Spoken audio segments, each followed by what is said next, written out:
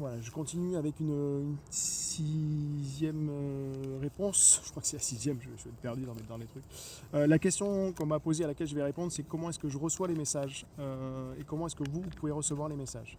Alors, déjà, on est tous différents, on n'a pas tous les mêmes capacités. Moi, les messages, si je me mets bien à l'écoute, je peux les recevoir directement comme ça.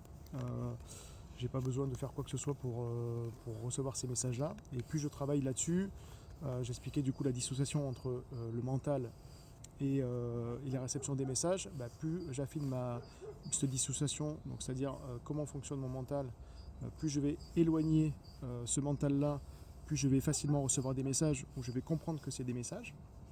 Donc là, je les entends dans ma tête, je ne les entends pas avec mes oreilles. Il y a des personnes qui voient les entités. On m'a demandé aussi comment est-ce que je voyais. Moi, je ne vois pas les entités. Pour l'instant, je ne les vois pas. Mais c'est pas grave, ça ne me pose pas de problème. Je les ressens par contre, les défunts. Je les ressens. Je ressens les entités quand elles sont à proximité. Je les sens physiquement. Je ressens des contacts sur mon corps. Okay.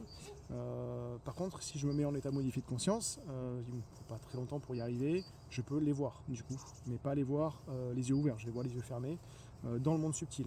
Donc là, je peux voir effectivement les entités, donc les âmes errantes, mais pas seulement, je vois aussi les démons, je vois aussi je sais pas, tout un tas d'autres choses qu'on pourrait imaginer, des énergies, le divin.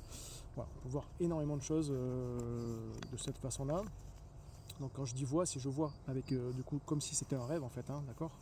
Là j'entends les messages, je peux interagir, parler avec les personnes qui sont présentes avec moi. S'il y a des âmes qui sont là, je peux leur parler, je peux écouter ce qu'elles ont à me dire, parce qu'elles ne sont pas là par hasard, elles sont là probablement pour me délivrer un message, ou en tout cas pour chercher des réponses.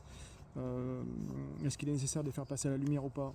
Je pense que chaque cas est différent. On ne va pas dire ça y est, il y a une âme qui est là, il faut la faire passer. Oui, ok, bon, peut-être, mais peut-être pas en fait. De toute façon, si vous la faites passer et que c'était pas ce qu'elle attendait, alors elle reviendra de toute façon, donc ça n'a pas d'intérêt. Ensuite, comment est-ce que vous pouvez recevoir les messages? Beaucoup de gens me disent, je vois les entités ou je ressens leur présence, mais j'arrive pas à entendre leur message.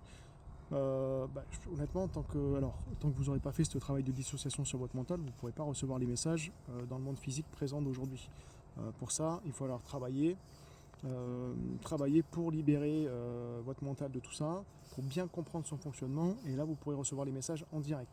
Si vous n'y arrivez pas, la méditation est un bon moyen, si vous arrivez à méditer, justement pour baisser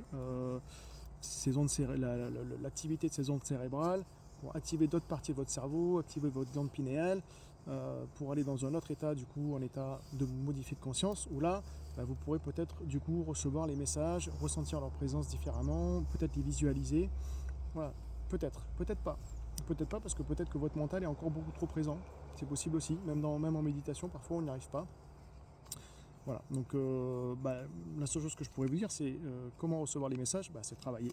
Une fois de plus, travailler, vous dépouiller de ce qui ne vous appartient pas, des blessures qui vous empêchent d'avoir un mental présent, plutôt un mental qui vous retient plutôt dans le passé ou dans le futur, qui vous empêche d'être dans le présent. Voilà, je pense que j'ai fait à peu près le tour. Si vous avez d'autres questions par rapport à ça, c'est pareil, une fois de plus, n'hésitez pas.